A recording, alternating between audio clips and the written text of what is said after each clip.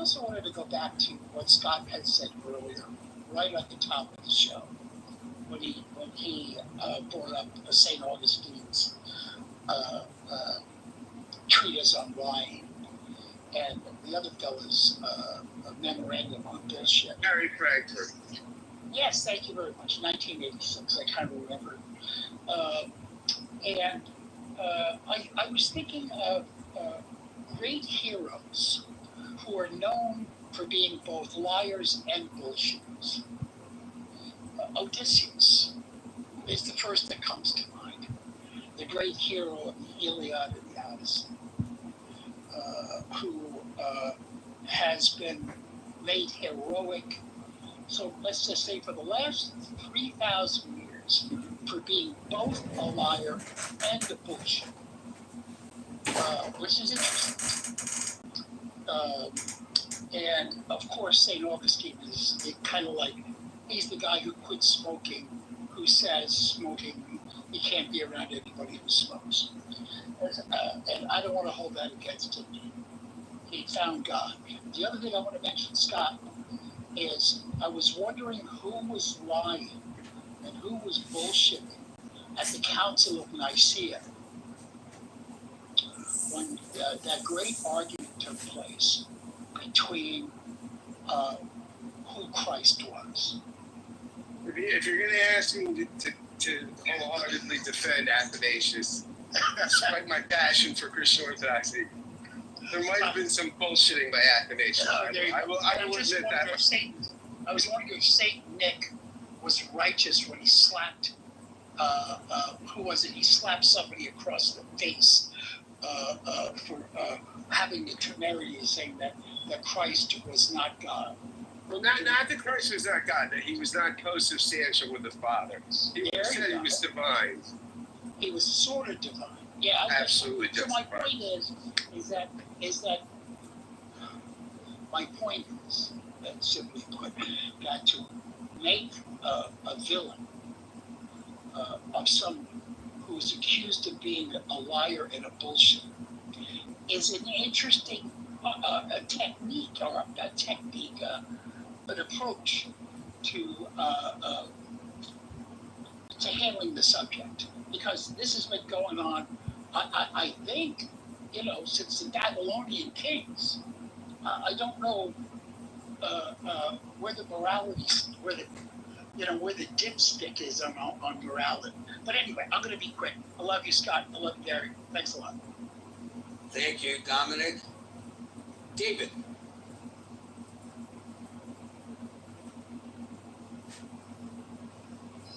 David, are you there? Hello. Sorry, Gary. I'm sorry. We go one at a time. I'll get to you. The other person who's trying to get on. David, it's you. I'm going to send for you. No. Solar, it's not your turn yet. I'll get to you. Don't worry. Go ahead, David. Gary, great room. I've learned a lot. I definitely want to believe that Trump has destroyed their ability to continue to enrich the bomb. However, if they just at a minimum, not necessarily maximum, destroy the entry points of these facilities to where Iran can't get into these facilities anymore, then that's definitely a positive win. But recall that he was giving them a 2-week window to get their act together before he bombed. He telegraphed what would happen. So what's to stop Iran from removing some centrifuges, or there's talk that they have some other private facilities that we don't know about, and they only need to enrich another 40% to 90% to get to bomb level grade nuclear capability.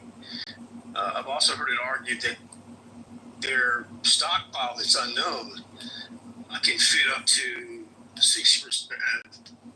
The uranium that they're trying to hide can fit into about 16 cars, the trunks of cars. And so these things can be anywhere. And, the argument to be made as to why Iran will produce a bomb goes back to what Robert Gates said in 2012, that we can't we have to get this done through negotiations. We can't militarily stop them from doing this. We saw what happened to Ukraine when they gave up their nuclear capabilities. We saw what happened to Gaddafi. We've seen what happened to other leaders throughout the world.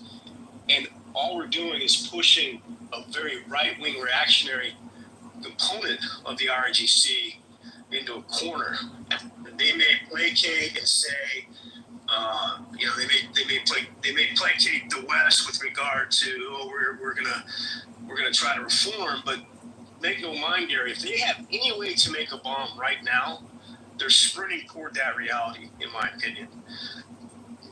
And if it doesn't take much to get there, what are they going to be able to produce that could potentially be damaging to Israel, the West, and its enemies? And that's a dirty bomb, potentially. The same bomb we dropped on Hiroshima, they could put it into a hull of a ship. There's a lot of ways in which they could possibly try to deploy this. So let's hope that Trump can get them to the negotiating table. Let's hope that Netanyahu can hold back. I mean, I think the three leaders had three goals in mind. Israel's goal was to continue to bomb to regime change. We were trying to bomb to end the nuclear program. And Iran was just trying to survive. And it looks like all three have somehow won and not won at the same time. So let's just say that Trump is right. Let's say that he did get to it. But what if he didn't get to the other stuff? How are we gonna stop further enrichment from happening? Because now we give them every argument to continue to move forward, because we've shown we're not good faith actors in negotiation. Trump bombed him after he said we're going to give you 2 weeks. He told him that he saw what happened. They saw what Netanyahu did when they was in 6 days of negotiation. So how are we going to solve this diplomatically, if not militarily, without going a full-blown war along the lines of Iraq? I mean, it took George W. Bush a year of negotiations and putting together so-called evidence, congressional hearings, bringing our allies before we went to war in Iraq. Well, Trump did this overnight, and now he's saying the intelligence that we did have was wrong. And now he's trying to cow everybody from Gabbard on down that they better get in line or they're going to be out.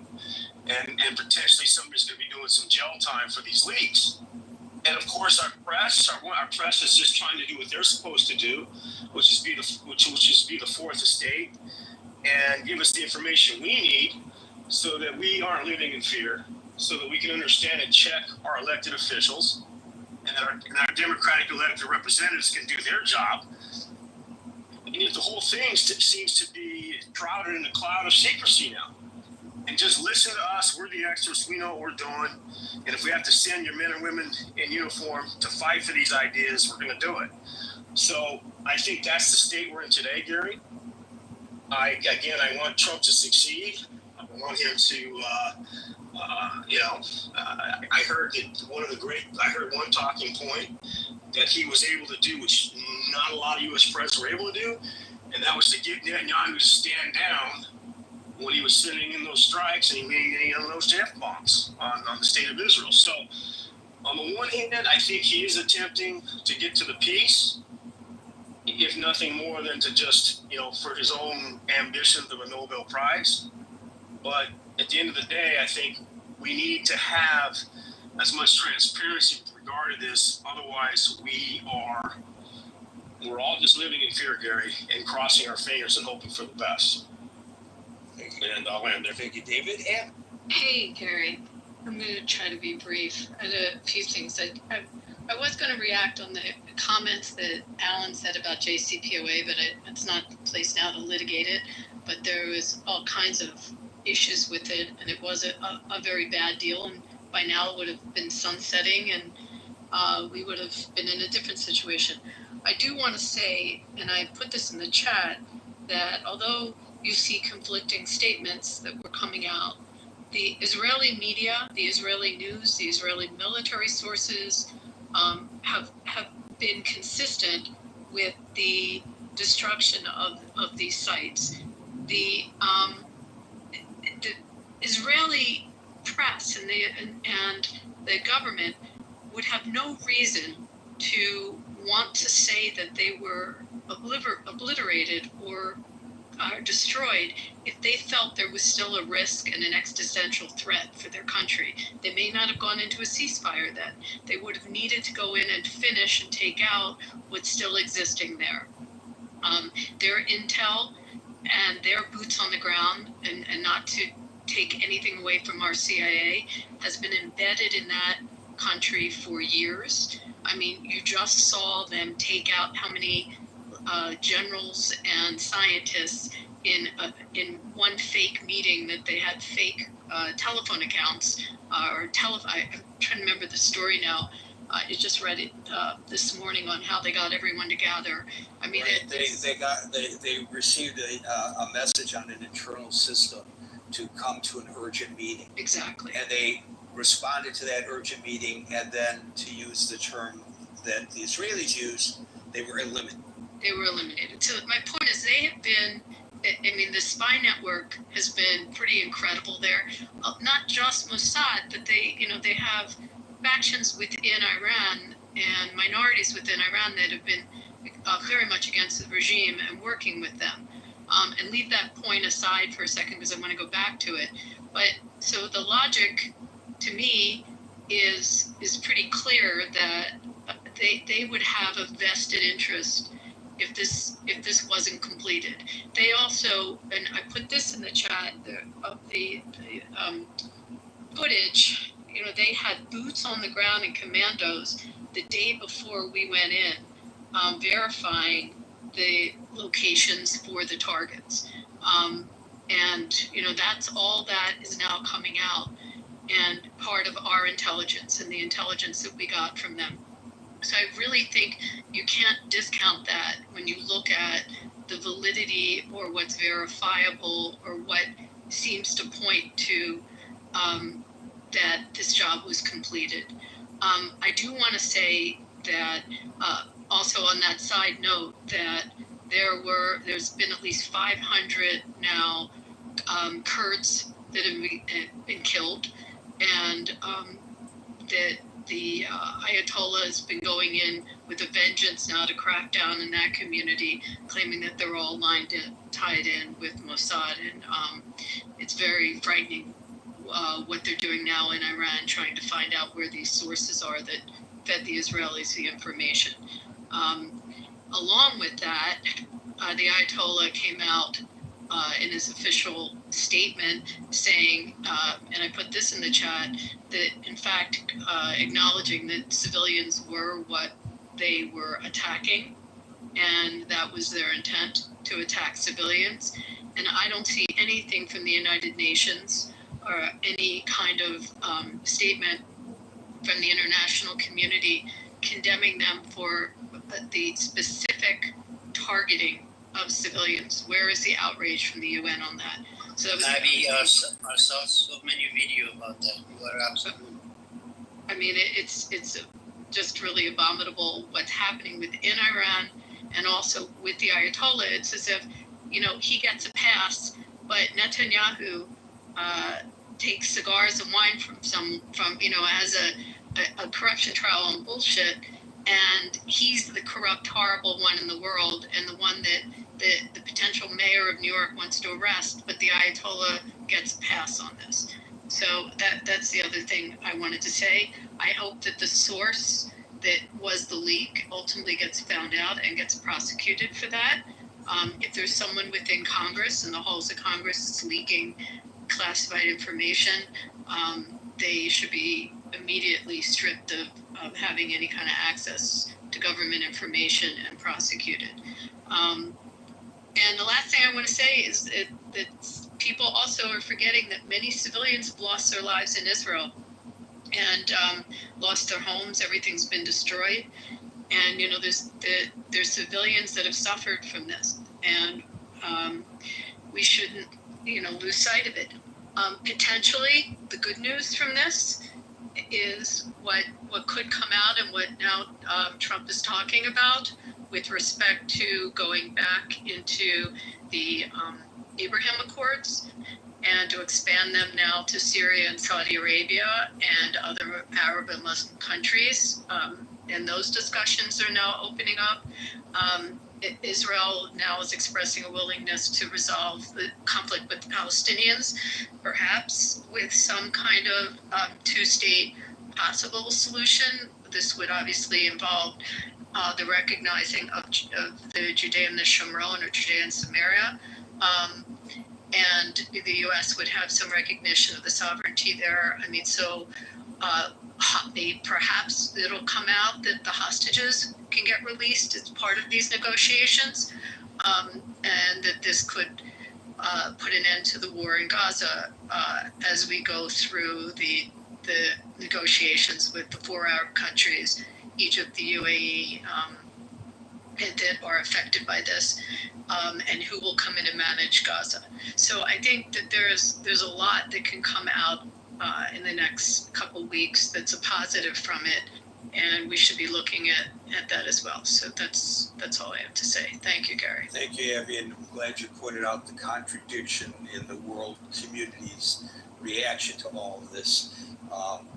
The way the Israelis prosecuted this war, hitting military targets, and the way the Iranians prosecuted this war, specifically targeting civilians.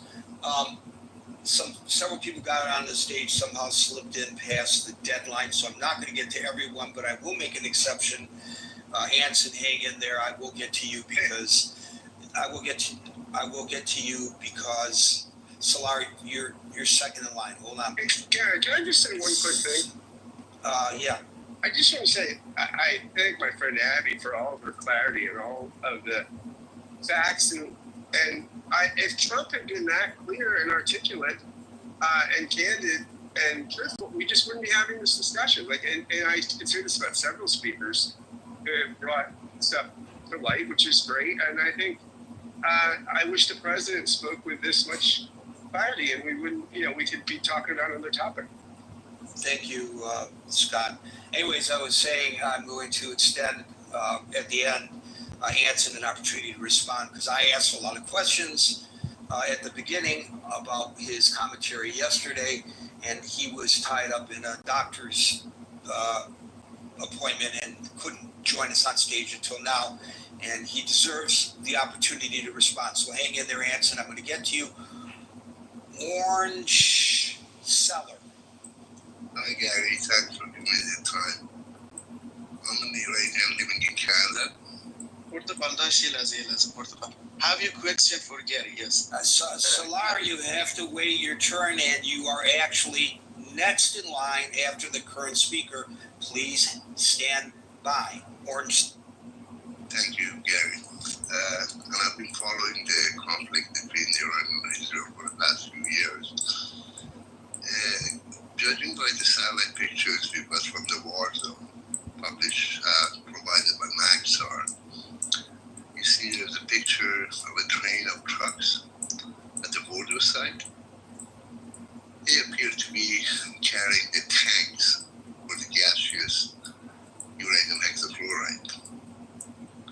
And before this whole issue started, and I knew they were going to bomb it, I said the best thing to do is to knock down the regime so they can go in with the International Atomic Energy Agency experts, including Americans, to take out the uranium without risking anything.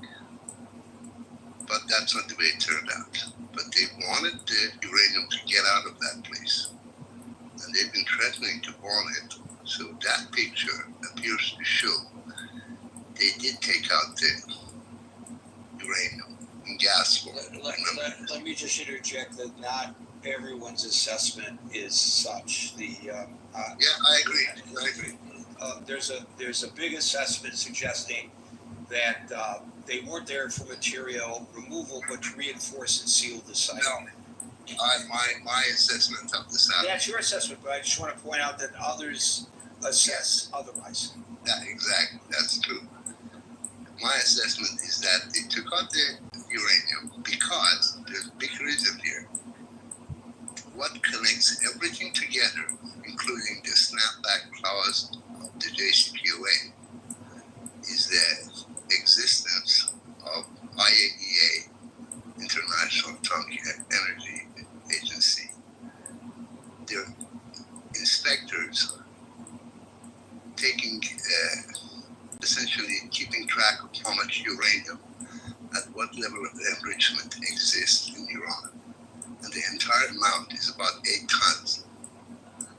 they're currently concerned about is about 408 kilograms of 60% enriched uranium.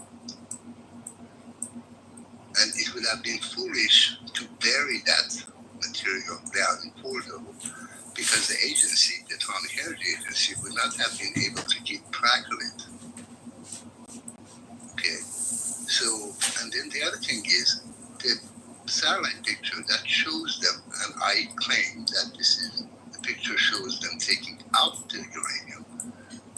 It was 2 days before the bombing by the US forces.